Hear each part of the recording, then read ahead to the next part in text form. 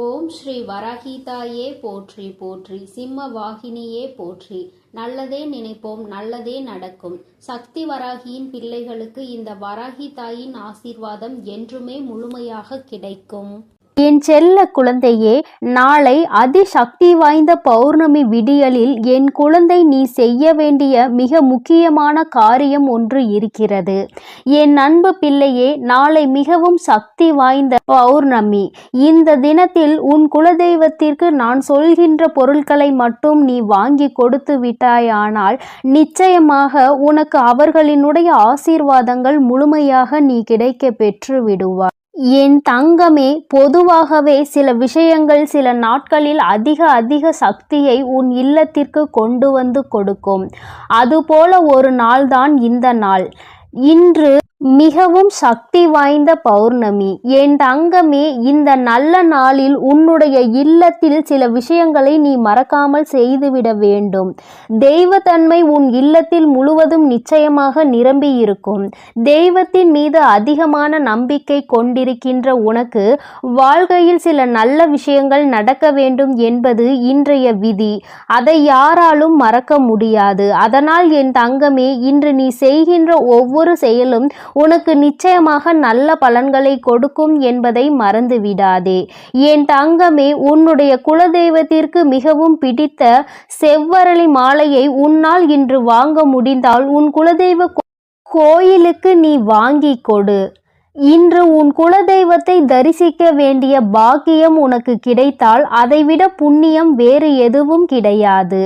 என் தங்கமே, நீ உன் அருகில் இருக்கும் கோவில்களுக்கு சென்றாலும் சரி, அல்லது உன்னுடைய குலதெய்வ கோயிலுக்கு சென்றாலும் சரி, என் குழந்தையே, நிச்சயமாக இன்று நீ செவ்வரளி மாலையை வாங்கி நீ நிச்சயமாக உன்னுடைய குலதெய்வத்துக்கோ அல்லது உன்னுடைய இஷ்ட தெய்வத்திற்கோ நீ போட்டுவிட வேண்டும். அல்லது உன் இல்லத்தில் இருக்கின்ற உன்னுடைய தெய்வங்களின் சிலையாக இருந்தாலும் சரி, அவரினுடைய உருவப்படமாக இருந்தாலும் சரி, அவற்றிற்கு நீ பௌர்ணமி அன்று அவர்களின் மனதை குளிர்விக்க வேண்டியதாக இருக்கிறது. அதற்காக நீ அந்த மாலையை அவர்களுக்கு அணிவிக்க வேண்டும். என் தங்கமே, சிவப்பு வண்ணத்தில் இருக்கின்ற மலரினால் அவரை நிச்சயமாக இன்று உன்னால் திருப்திப்படுத்த முடியும். என் தங்கமே, பொதுவாக அது சக்தி வாய்ந்த நாட்களில் செய்யக்கூடிய மிக முக்கியமான ஒரு விஷயம். உன்னுடைய இல்லத்திற்குள் கல் உப்பினை வாங்கி கொண்டு வைப்பது. அதே போல வெள்ளை வண்ணத்தில் இருக்கின்ற பொருட்களை நீ வாங்கி வைக்கலாம். பௌர்ணமி ஒளியில் நிலா எப்படி வெண்மை நிறமாக உனக்கு காட்சி அளிக்கிறதோ அதே போல வெள்ளை நிறத்தில் இருக்கின்ற கற்கண்டு அல்லது பச்சரிசி என்று ஏதேனும் ஒரு பொருளை இன்று நீ உன் இல்லத்தில் வாங்கி வைக்க வேண்டும். என் தங்கமே, மனம் முழுக்க நம்பிக்கையோடு நீ இதனை செய்ய வேண்டும். என் குழந்தையே, இந்த மாசி மகம் பௌர்ணமியில் என் குழந்தைக்கு உன்னுடைய குலதெய்வத்தினுடைய அருள் முழுமையாக கிடைக்க நீ இது போன்ற செயல்களை எல்லாம் செய்ய வேண்டும். அது மட்டும் அல்லாமல் என் தங்கமே, இன்று குபேர பகவானுக்கு பிடித்த ஊறுகாய் எப்பொழுதுமே உன்னுடைய இல்லத்தில் குறையாமல் நீ பார்த்துக்கொள். வகையான ஊறுகாய் இருக்கும் பொழுது அந்த இடத்தை தேடி குபேர பகவான் ஓடோடி வருவார் என்பது ஐதீகம். என் தங்கமே, இவையெல்லாம் உன்னுடைய இல்லத்தில் நிறைந்திருக்க நிச்சயமாக உன் இல்லத்தில் செல்வ வளம் ஒரு நாளும் குறையாமல் வந்து கொண்டே இருக்கும். இங்கே நிறைய பேர் என்ன நினைக்கிறார்கள் என்று தெரியுமா? கல்லுப்பு இருந்தால் இல்லத்தில் தெய்வத்தன்மை நிறைந்திருக்கும் என்று நினைக்கிறார்கள். அதனால் கல்லுப்பினை அப்படியே வாங்கி வைத்து விடுகிறார்கள். நிச்சயமாக அப்படி வைக்க கூடாது. கல் உப்பினை உப்பு வைக்கக்கூடிய ஜாடி அல்லது ஏதேனும் ஒரு பாத்திரத்தில் கொட்டி வைக்க வேண்டும். கண்ணாடி பாத்திரம் அல்லது ஜாடியில் வைத்தால் நிச்சயமாக நல்ல பலன்கள் கிடைக்கும். மண் பாத்திரத்தில் வைத்தாலும் அதிக பலன்கள் கிடைக்கும். செய்கின்ற விஷயத்தை எந்த விதமான சோம்பேறித்தனங்களும் இல்லாமல் செய்ய வேண்டும். தெய்வம் இல்லத்திற்குள் வர வேண்டும் என்று நினைத்துவிட்ட பிறகு ஒருபொழுதும் எந்த விதமான மனதிற்குள் தோய்வும் ஏற்பட்டுவிடக் கூடாது. இன்று ஒரு விஷயத்தை நன்றாக புரிந்து கொள். உன்னுடைய குலதெய்வ கோயிலுக்கு செல்ல வேண்டிய நாள் இந்த பௌர்ணமி நாள். என் தங்கமே, உன்னுடைய குலதெய்வத்திற்கு இன்று நீ மண்ட வெல்லம் வாங்கி கொடுக்க வேண்டும். அதாவது என் தங்கமே, இன்று நீ உன்னுடைய குலதெய்வ கோயிலுக்கு நிச்சயமாக செல்லும் பொழுது உன்னுடைய இல்லத்திற்கு சர்க்கரையை கொண்டு வந்து வைத்துவிட்டு அதன் பிறகு நாளை நீ கோவிலுக்கு செல்லும் பொழுது அதனை எடுத்து செல். நிச்சயமாக அன்று நீ செய்கின்ற இந்த விஷயத்தினால் உனக்கு நல்ல பலன்கள் கிடைக்கப் போகிறது. என் தங்கமே, ஒவ்வொரு நாளும் உன்னுடைய வாழ்க்கையில் சில விஷயங்களை செய்யும் பொழுது மனதார நம்பிக்கையோடு செய். என் தங்கமே, அதுபோல பௌர்ணமி அன்று நீ உன்னுடைய குலதெய்வ கோயிலுக்கு வாங்கி கொடுக்க வேண்டிய பொருள் குங்குமம். ஒவ்வொரு பௌர்ணமியிலும் நீ உன்னுடைய குலதெய்வத்தினை மனதார வணங்கி இந்த 2 பொருட்களையும் வாங்கி கொடுத்தால் நிச்சயமாக உனக்கு நல்ல பலன்கள் கிடைக்கும் என்பதில் எந்த ஒரு மாற்று கருத்தும் கிடையாது. அதுபோல நீ நினைக்கலாம், அம்மா குலதெய்வம் என்னோடு திரும்பி வருவார்களா என்று. என் தங்கமே, உன் இல்லத்தில் இருக்கின்ற பிரச்சனைகளையெல்லாம் அவர் நிச்சயமாக தீர்த்து வைப்பார். என் தங்கமே, நிச்சயமாக நீ ஒவ்வொரு முறையும் இது போன்று செய்யும் பொழுது அவர்கள் உன்னோடு உன்னுடைய இல்லத்திற்கு வருவார்கள்.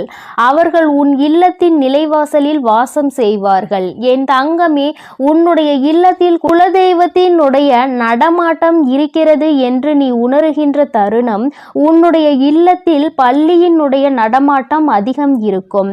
இது உனக்கு ஏற்கனவே தெரிந்த விஷயமாக இருந்தாலும் சில நேரங்களில் உனக்குள் சந்தேகம் ஏற்படுகின்ற பொழுது நீ உறுதி செய்து கொள்ள வேண்டிய விஷயம். என் தங்கமே, அதுபோல உன்னுடைய இல்லத்திற்கு மிருகங்கள் அதிகமாக வருகிறது என்றாலும் நீ குலதெய்வ நடமாட்டத்தை உணரலாம்.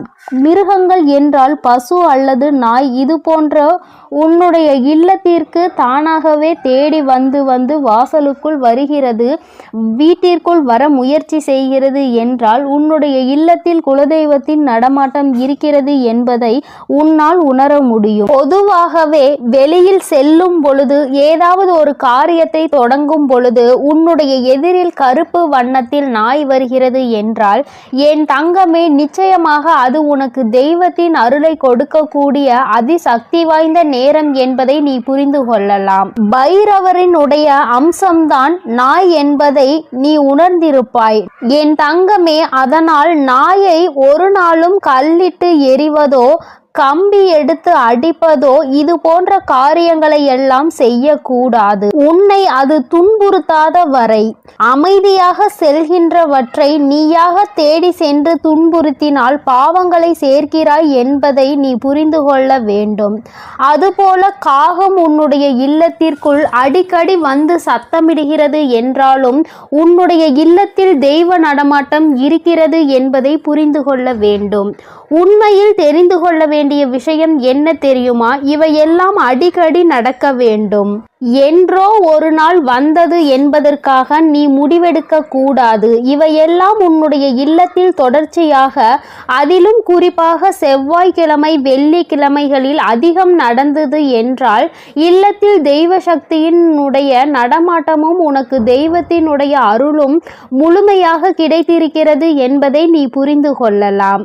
என் தங்கமே, உன் வாழ்க்கையில் உனக்கென்று அம்மா சில விஷயங்களை இன்று குறித்து வைத்திருக்கிறேன். அதை நீ சரியாக செய்துவிடு. ஒருவேளை அம்மா இன்று என்னால் கோவிலுக்கு செல்ல முடியாத நிலைமை என்று சொல்வாயானால் என் தங்கமே, மனதார உன்னுடைய தெய்வத்தை வணங்கி உன் இல்லத்தில் இருந்து யார் ஒருவர் கோவிலுக்கு செல்ல முடியுமோ அவர்கள் அந்த பொருளை வாங்கி கொண்டு வைக்க வேண்டும். என் தங்கமே, நிச்சயமாக நீ உன்னுடைய குலதெய்வத்தின் அருளை முழுமையாக பெற்றுக்கொள்வதற்கு பௌர்ணமி அன்று இதை செய்ய வேண்டும். அது மட்டும் அல்லாமல் நீ அடைய நினைக்கின்ற பல விஷயங்களில் அது உனக்கு வெற்றியை கொண்டு வந்து கொடுக்கும்.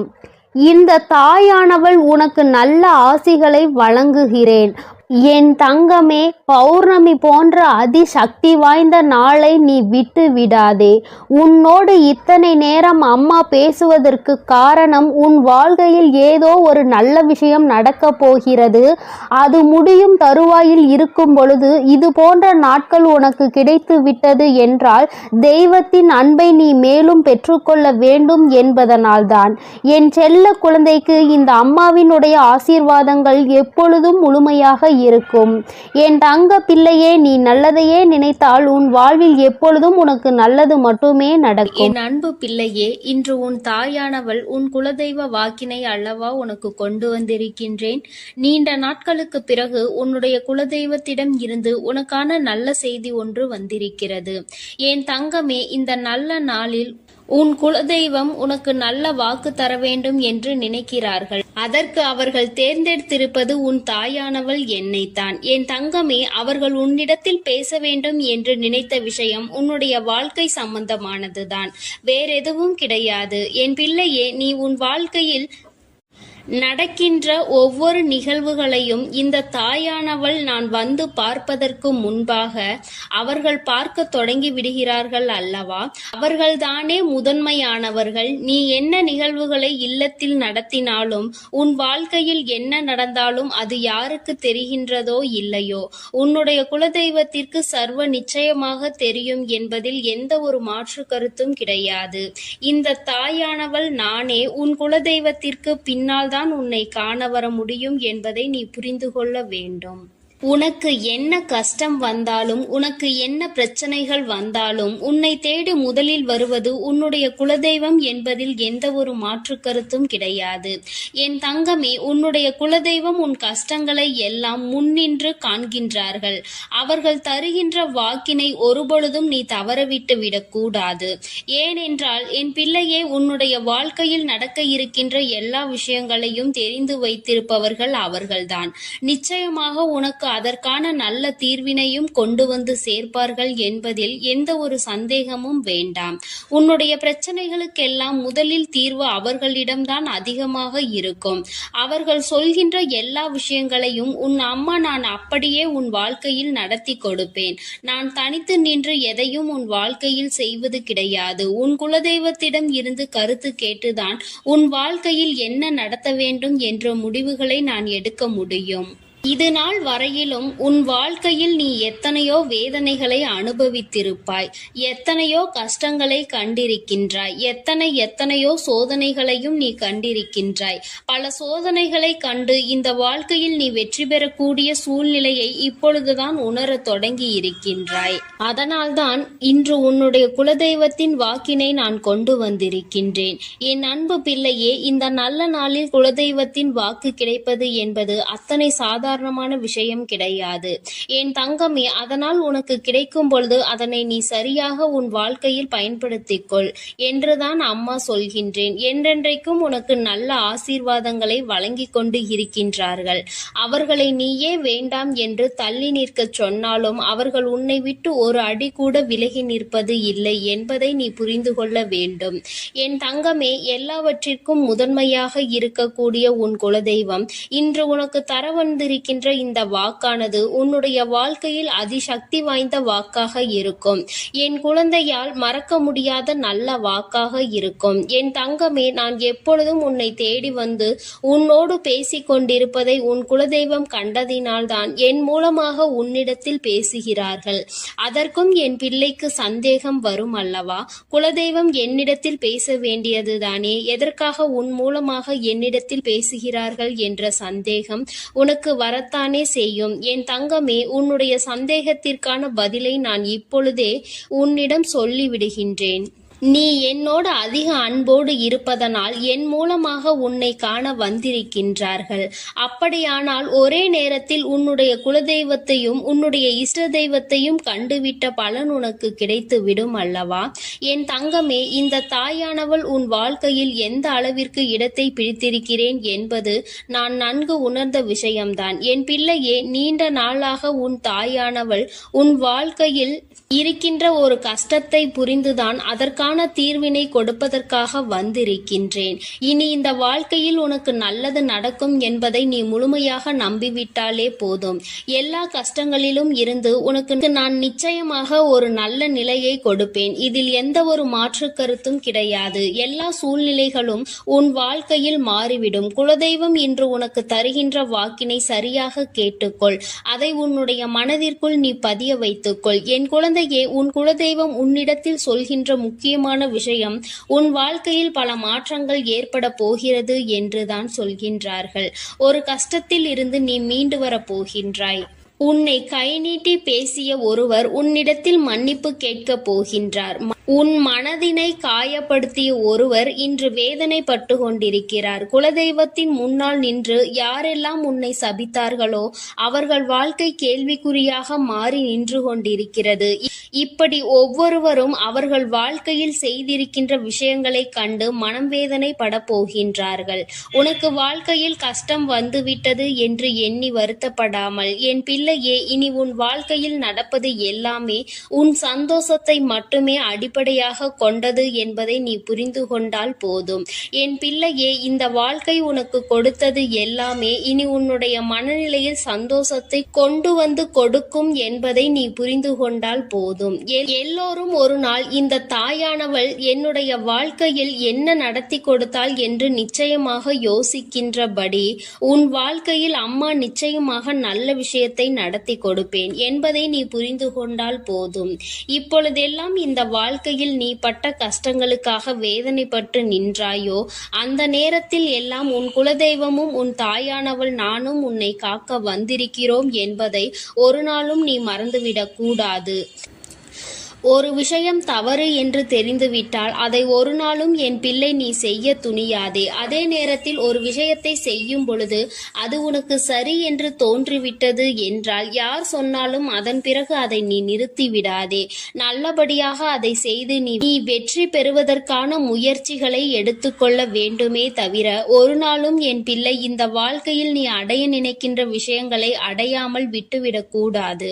உன்னுடைய முயற்சி இந்த வாழ்க்கையில் அதிகமாக இருப்பது போல இனி உன் வாழ்க்கையில் நடப்பது எல்லாமே உன் சந்தோஷத்தை மட்டுமே அடிப்படையாக கொண்டது என்பதனை நீ புரிந்து நடந்து கொள்ள வேண்டும்.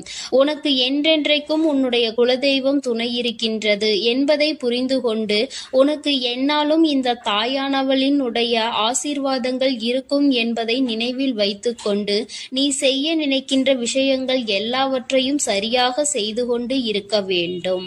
என் தங்கமே, என்றெல்லாம் இந்த தாயானவள் உன் வாழ்க்கையில் வருகின்றாரோ என் தங்கமே, என்றெல்லாம் இந்த தாயானவள் உன் வாழ்க்கையில் வருகின்றாளோ அன்றெல்லாம் என் கூட உன்னை காண உன் குலதெய்வமும் வருகிறார் என்பதை நீ மறந்துவிடக் கூடாது. என் பிள்ளையே, எந்த விஷயங்களை உன் வாழ்க்கையில் செய்வதாக இருந்தாலும் நாங்கள் இருவரும் கலந்து ஆலோசித்துதான் உனக்கு செயல்படுத்துவோம் என்பதையும் நீ நினைவில் வைத்துக்கொள்ள வேண்டும். என் பிள்ளையே, நீ கேட்பதை தெளிவாக கேட்க வேண்டும். அப்பொழுதுதான் உனக்கு கொடுக்கின்ற தெய்வங்களும் எதையும் யோசிக்காமல் கொடுக்கும் என்பதை நீ புரிந்து கொள்வாய். எதையும் கண்மூடித்தனமாக உனக்கு கிடைக்க வேண்டும் என்று நீ நினைத்து கொண்டிருந்தால் நிச்சயமாக அது உன்னை வந்து சேராது. உனக்கு பிறகு அதனால் நீ படுகின்ற கஷ்டங்களை நாங்கள் வேடிக்கை பார்க்க முடியாது. எதை கொடுக்க வேண்டுமோ அதை சர்வ நிச்சயமாக உனக்கு நாங்களே தேடி வந்து கொடுப்போம் என்பதில் எந்த ஒரு மாற்று கருத்தும் கிடையாது. என் தங்கமே, இந்த வாழ்க்கையில் உனக்கு நடந்துவிட்ட எல்லா விஷயங்களிலும் இருந்து நீ நல்லபடியாக மீண்டு வரப் போகின்றாய். அவர் உன் வாழ்க்கையில் உனக்கு கஷ்டங்களை கொடுக்கிறார் என்று நீ நினைத்து விடாதே.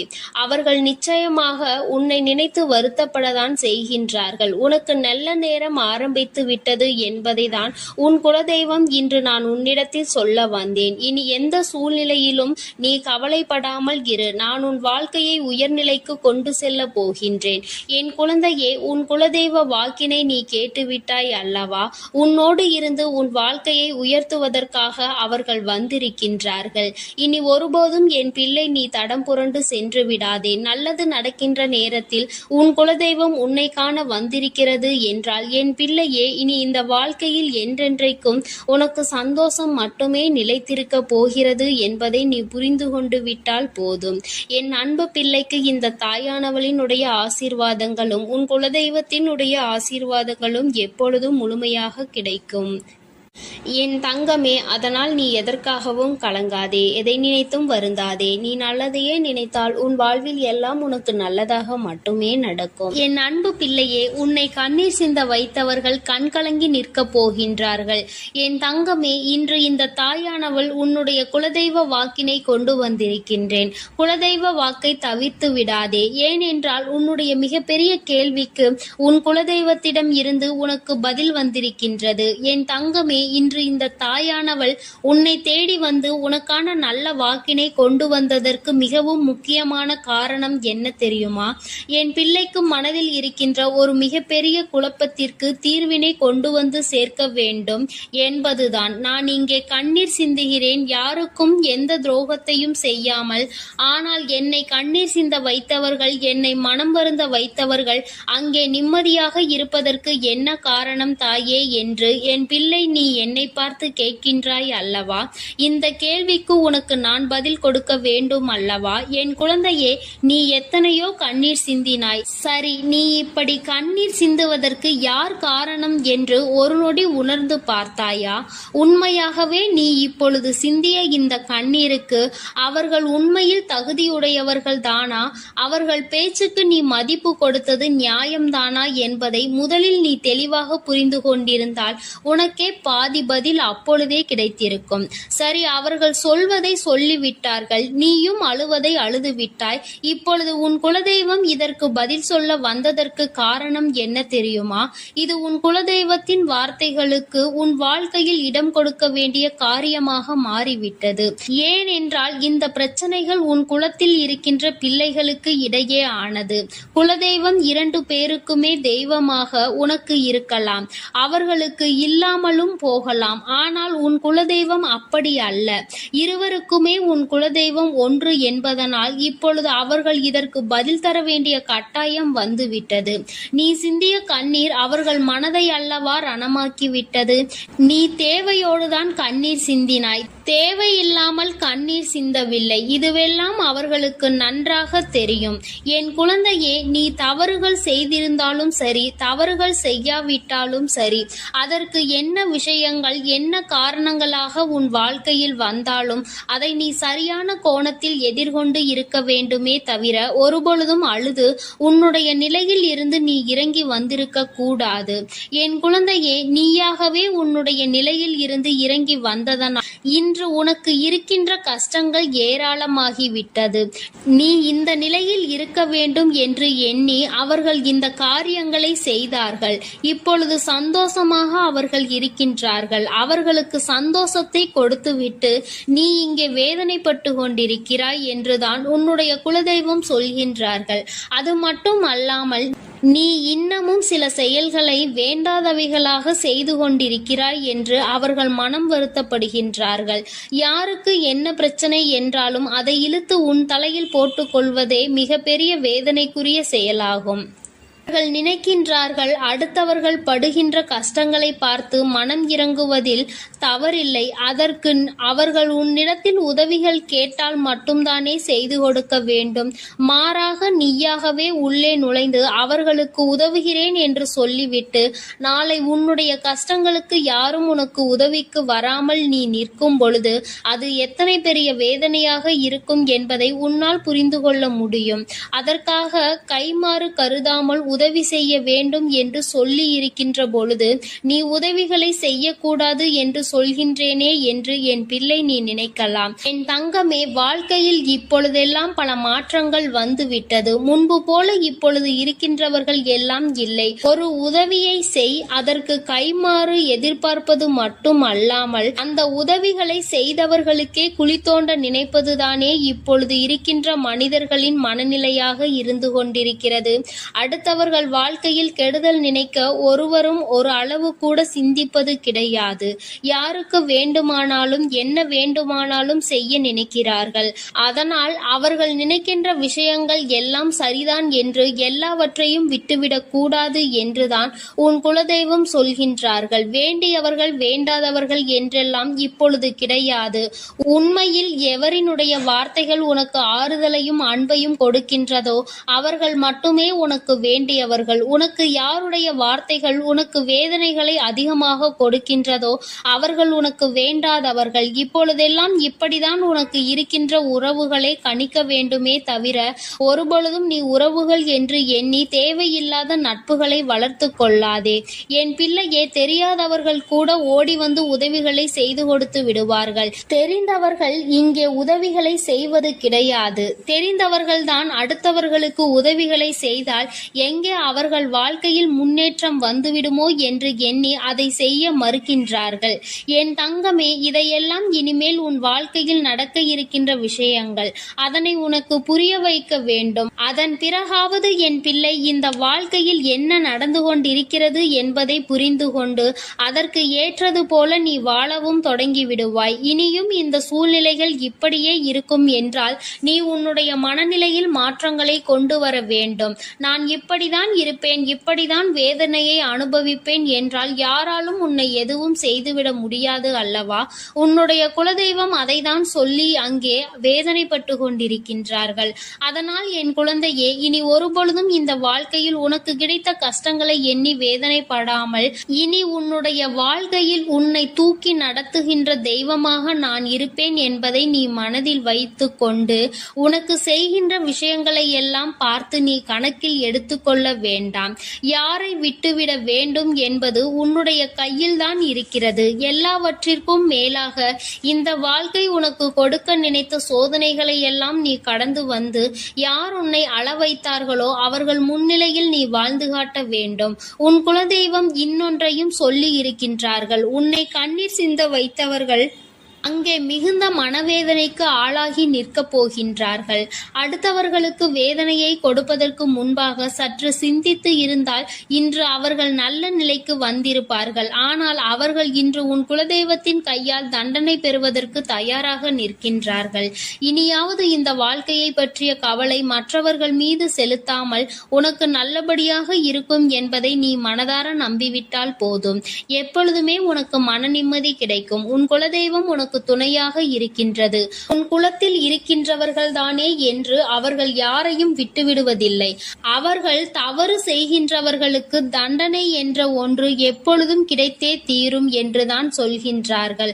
அந்த தண்டனையை அவர்கள் இந்த வாழ்க்கையில் அனுபவித்தே தீருவார்கள் என்பதிலும் எந்த மாற்று கருத்தும் கிடையாது. எதுவாக இருந்தாலும் இல்லையே, நீ மட்டும் மனதார எந்த துரோகத்தையும் செய்து விடாதே. இனி இந்த வாழ்க்கை உனக்கு நல்லதை கொடுக்க வேண்டும் என்றால் கெட்ட மனிதர்களிடம் இருந்து சற்று ஒதுங்கி இருக்க பழகிக்கொள்.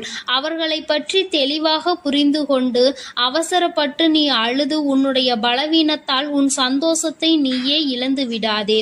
என் அன்பு பிள்ளைக்கு இந்த தாயானவளினுடைய ஆசீர்வாதங்களும் உன் குலதெய்வத்தினுடைய ஆசீர்வாதங்களும் எப்பொழுதும் முழுமையாக கிடைக்கும். என் தங்கமே, அதனால் நீ எதற்காகவும் கலங்காதே, எதை நினைத்தும் வருந்தாதே. நீ நல்லதையே நினைத்தால் உன் வாழ்வில் எல்லாம் உனக்கு நல்லதாக மட்டுமே நடக்கும். என் அன்பு பிள்ளையே, இன்று உன்னுடைய குலதெய்வத்திடம் இருந்து ஒரு முக்கியமான செய்தியோடு வந்திருக்கிறேன். அவர் உன்னுடைய வாழ்க்கை சம்பந்தமான ஒரு செய்தியினை தான் கொண்டு வந்திருக்கிறார்.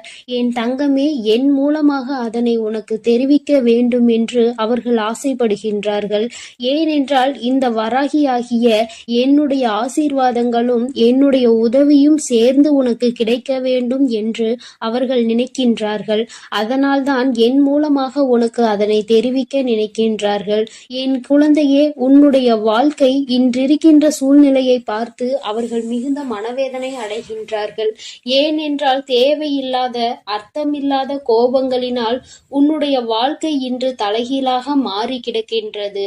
உன்னுடைய உண்மையான அன்பினை ஏற்றுக்கொள்ள முடியாமல், அதற்கு மதிப்பு கொடுக்காமல், தேவையில்லாத கோபதாபங்களால் உன்னை பிரிந்து உன்னுடைய உறவுகள் இருந்து கொண்டிருக்கிறது.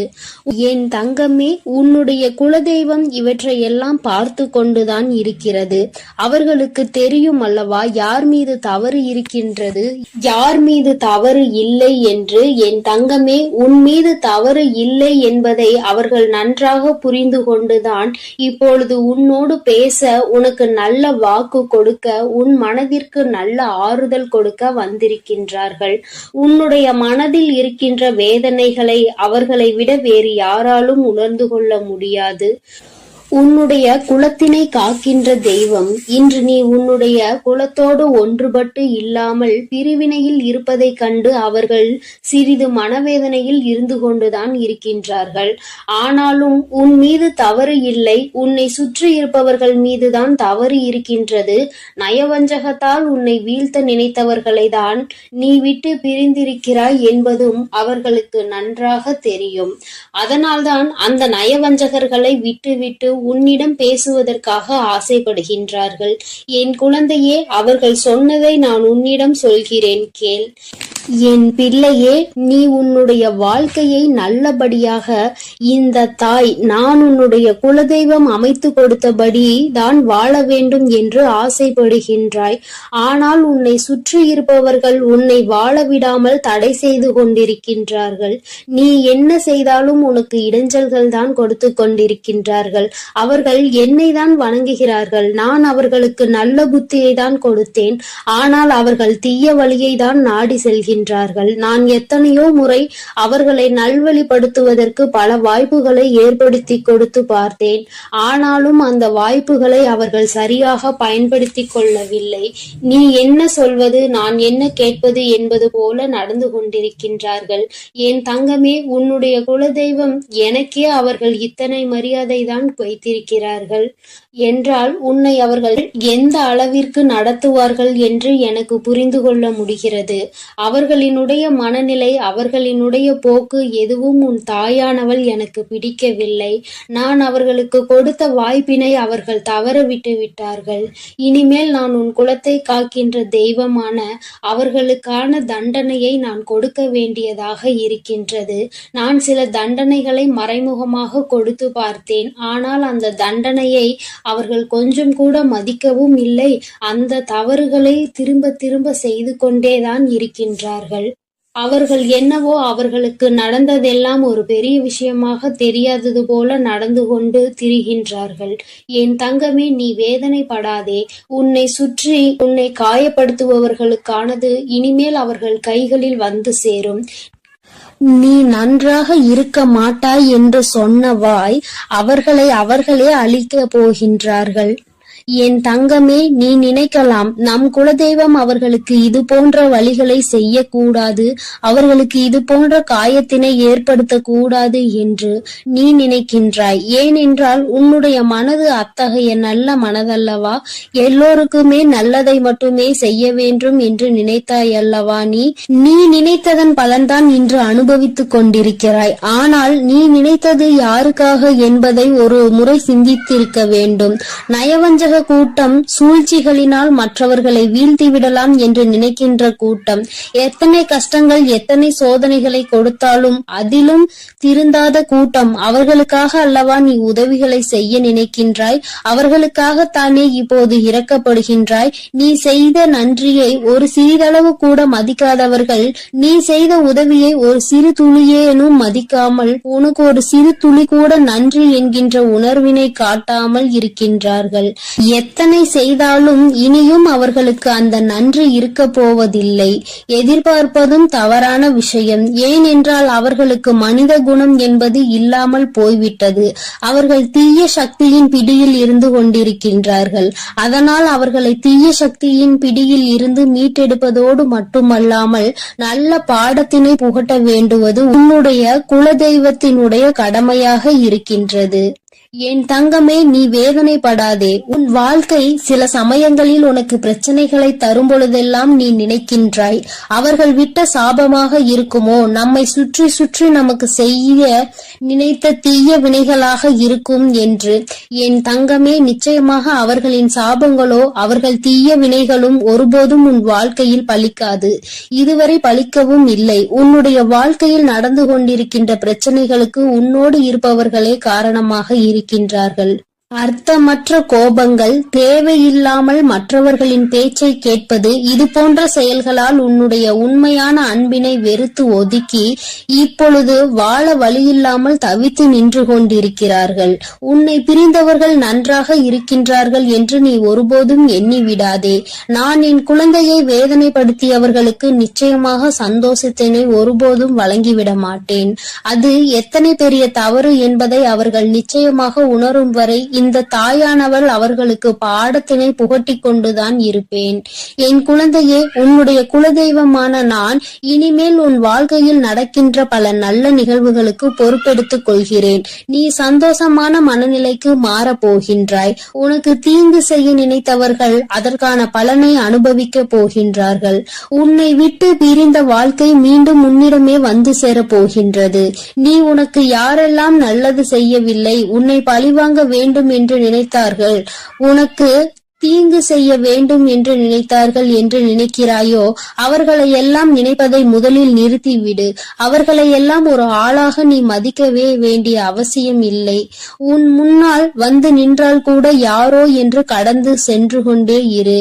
ஒருபோதும் அவர்களினுடைய உறவை நீ ஒட்டிக்கொள்ள வேண்டும் என்று நினைக்க தேவையில்லை. இந்த உறவு உன் வாழ்க்கை முழுவதும் தொடரப்போவதும் இல்லை. நிச்சயமாக ஏதாவது ஒரு இக்கட்டான கட்டத்தில் உன்னை யார் என்று தெரியாதது போல நடந்து கொள்வார்கள். நிறைய அதற்கான வாய்ப்புகள் இருக்கின்றது. இன்றிருக்கின்ற மனிதர்களின் மனநிலை எல்லாம் அப்படிதான் இருக்கிறது. எல்லாம் தனக்கு மட்டும்தான், வேறு யாருக்கும் எதுவும் கொடுக்க கூடாது என்ற எண்ணம் அவர்களுக்குள் இருக்கும் வரை அவர்கள் வாழ்க்கையில் ஒருபோதும் எந்த ஒரு முன்னேற்றத்தையும் கண்டுவிட முடியாது. என் குழந்தைகளை நான் என்னுடைய குடும்பம் ஒற்றுமையாக இருக்க வேண்டும் என்றுதான் ஆசைப்பட்டேன். ஆனால் அதில் இது போன்ற நயவஞ்சகர்கள் இருக்கும் பொழுது நானே ஒற்றுமையாக இருப்பதே எப்படி என்று யோசிக்க ஆரம்பித்து விட்டேன். இது போன்ற நயவஞ்சகர்களின் பிடியில் என்னுடைய குழந்தை சிக்காமல் இருப்பதே நல்லது என்பதை உணர்ந்து கொண்டேன்.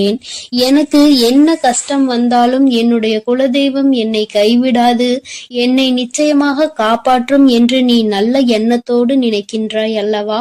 நிச்சயமாக உன்னை ஒருபோதும் நான் கைவிட மாட்டேன்.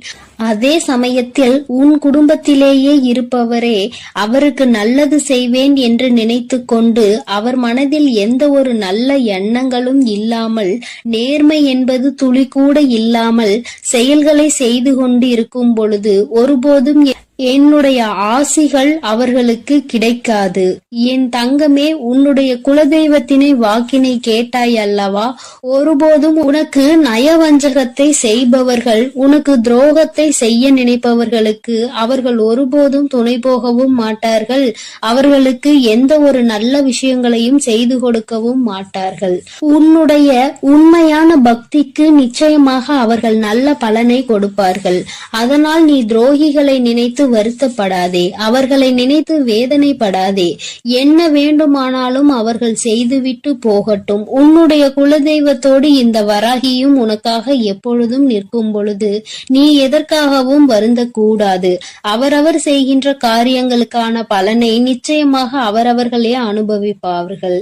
அவை எல்லாம் இனி உன் கண்முன்னே நிகழும் என்பதில் எந்த ஒரு மாற்று கருத்தும் கிடையாது. தன்னுடைய வினையை தானே சுமந்துவிட்டு செல்லட்டும். நீ இது போன்ற மனிதர்கள் இடையே ஒருபோதும் பழக்கத்தை வைத்துக் கொள்ள வேண்டாம். இனியும் இந்த நட்பு தொடருவதனால் எந்த ஒரு பயனும் இல்லை என் செல்ல குழந்தையே. அதனால் நீ கவனமாக இரு. நானும் உன் குலதெய்வமும் எப்போதும் உன்னோடே இருக்கிறோம். நீ எதற்காகவும் கலங்கி நிற்க வேண்டாம். நான் உங்களோடு இருந்து உங்களை எப்பொழுதும் வழிநடத்தி சென்று கொண்டேதான் இருக்கிறோம். என் அன்பு பிள்ளைகளுக்கு இந்த வராகி அம்மாவின் ஆசீர்வாதமும் அருளும் முழுமையாக கிடைக்கட்டும். ஓம் அண்ட பேரண்டமே போற்றி, ஓம் ஆதி வராகியே போற்றி.